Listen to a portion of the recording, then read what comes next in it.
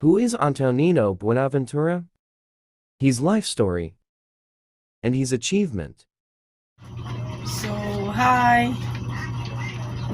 So for now, I'll talk about our national artist in music industry.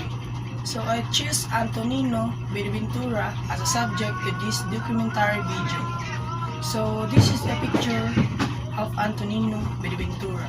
Antonio Buenaventura, also known as Colonel Antonio Buenaventura, was born on 4 May 1904 in Baliwag, Bulacan. He inherited his interest in music and military from his father Lucio Buenaventura, who was born to a family of musicians and actively involved in the band. Antonino R. Buenaventura vigorously pursued a musical career that spanned 7 decades of unwavering commitment to advancing the frontiers of the Philippine music. In 1935, Buenaventura joined Francisca Reyes Aquino to conduct research on folk songs and dances that led to its popularization. Buenaventura composed compositions for solo instruments as well as symphonic and orchestral works based on the folk songs of various Philippine ethnic groups. He was also a conductor and restored the Philippine Army Band to its former prestige as one of the finest military bands in the world, making it the only band that can sound like a symphony orchestra. So now I will show you a short video clip of Buenaventura's music. Hello, I'm back. So now I'm going to tackle about our national artists in theater. So I choose one of the national artists in theater to be the subject of my documentary video. DCH Abilina, national artist for theater. 1999, January 26, 1917 to May 12, 2013. DCH Abilina is an actor, director, and writer. Born in Roa City, Capiz on January 26, 1917, she elevated legitimate theater and dramatic arts to a new level excellence by staging and performing in breakthrough productions of classic Filipino and foreign plays, and by encouraging the establishment of performing groups and the professionalization of Filipino theater. Together with her husband, national artist Lamberto Abilina, and other artists, she co-founded the Barangay Teatre Guild in 1939, which paved the way for popularization of theatre and dramatic arts in the country, utilizing radio and television. Hello everyone, good day. I'm going to tackle about Fernando Poe's life in cinemas. So I have this to present my documentary. Ronald Alan Quile, Rone Quile Poe was the son of Filipino actor Fernando Poe Sr., born Alan Fernando Poe Y. Reyes as a Spanish mestizo from San Carlos, Pangasinan, and Elizabeth or BZ Kilian, Irish American mestiza. He was born in Manila on August 20, 1939. His parents were not legally married when he was born. They were later married in 1940. In 2004, Poe's political opponents tried to derail his bid for the 2004 Philippine presidency when they sought to disqualify him as an illegitimate son of non-Filipino mother. He was the second among 6 siblings, and it from his brother Andy, or Fernando Poe II, whose given name Poe uses his own professional name to bank on the popularity of his father, who was a top actor in his time. Conrad Poe was a Poe's half-brother, the illegitimate son of Fernando Poe Sr. and actress Patricia Mijares. Poe is the original spelling of the family surname from his paternal grandfather is Pou, not Poa, for original spelling of family's surname from his paternal grandfather. Playwright Lorenzo Poe, a Catalan migrant from Majorca, Spain, who ventured into mining and business in the Philippines. Poe married actress Susan Roses, the professional name of Jesusa Sinora, in a civil wedding in December 1968. They later married in a religious service, and among their primary sponsors were then President Ferdinand Marcos and First Lady Imelda. Poe and Roses adopt a daughter, Grace Poe, who became a senator. Hi everyone, my name is Juan Miguel Vestensa and I'm going to be speaking to you today about dance industry and talk about life of Roman Obosans, the one of the dance artists in the Philippines.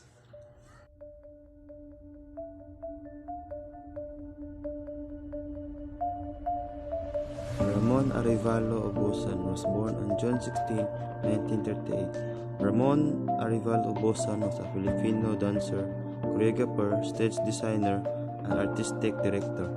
Obosan is credited for his work in promoting Philippine traditional dance and cultural work. He is also an acclaimed archivist, researcher, and documentary filmmaker who focus on Philippine culture.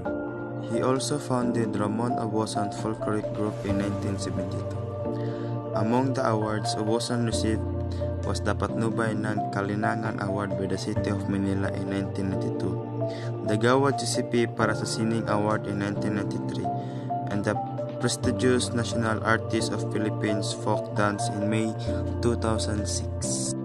Obosan died on December 21, 2006 due to cardiopulmonary arrest at the Makati Medical Center. Up to the time of his death, the annual Christmas program Vamos Ablen at the Cultural Center of the Philippines was at his oversight. Obosan was also preparing for the state dinner for the 2007 Asian Summit to be hosted by the President Gloria Macapagal Arroyo.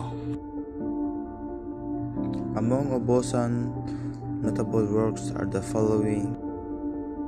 First is Vamos Belen. Vamos Belen has two high points, each one of them significant to better understand the pastor's tradition as the only nationwide celebrated Christmas tradition. Under the tutelage of Ramon Obosan Folkloric Group, the country's premier dance company who documents, performs, and promotes the fast-fading Filipino tradition with special emphasis on music and dance. Dance direction is by Christine Obosan Singson. The first high point is significantly interpreted in the bookends of the show. The first careful collection of Posadas, Christmas story, and many spectacular events that attend it. The practices that are not longer performed and those that are almost at the brink of extension are delicately put together, creating a wondrous Christmas of old. The second bookend simply mimics the glitz and glamour of large department stores, brimming with lights, music, and all of that Hollywood and Disneyland spectacle, having overshadowed the true meaning of Christmas, peace on earth and good will to man. The next one is Saludo sa Centennial. Saludo sa Centennial is a glimpse of Asian dances and music of the Asian member countries sa plot. Hello, good day. For those watching this video, I'm here in front of you to have a documentary about the architecture art and one of the most national artists in our country, Philippines. And now, I'm going to show you the architect artists in our Philippines that we have going to have a documentary today. It's Pablo Antonio. Pablo Antonio Sr. was born on January 25, 1901 in the Binondo, Manila, and died in the age of 74 in the year of 1975, June 14, And Pablo Silvera Antonio is a pure Filipino was have an award of being a national artist of the Philippines by his Pajic Far Eastern University campus. Wait guys ha. And Pablo Silvera Antonio Sr. was a Filipino architect, a forerunner of modern Philippine architecture. He is recognized in some quarters as foremost Filipino modernist architect of time. Antonio first came into prominence in 1933 with the construction of the Ideal Theater along Avenida Rizal in Manila. His work caught the eye of the founder of Far Eastern University in Manila, Dr. Nicanor B. Reyes Sr., who was looking to build a school campus that was modern in the style between 1938 to 1950. He designed several buildings on the university campus and is considered as the largest example of surviving Art Deco architecture in Manila. Hi everyone, my name is Abilia Renanti. I am criminology student at Santo Niño Mactar College. But before I start, stop what are you doing, look up to your screen, and listen this visual art.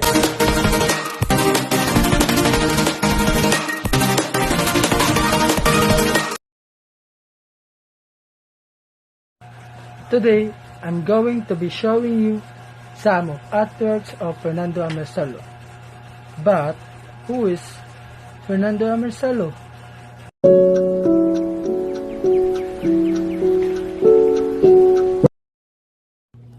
Okay, Fernando Amersalo was born on May 30, 1892 in the Paco district of Manila. At 13, he was apprenticed to noted Philippine artist Fabian de la Rosa, his mother, first cousin in 1909.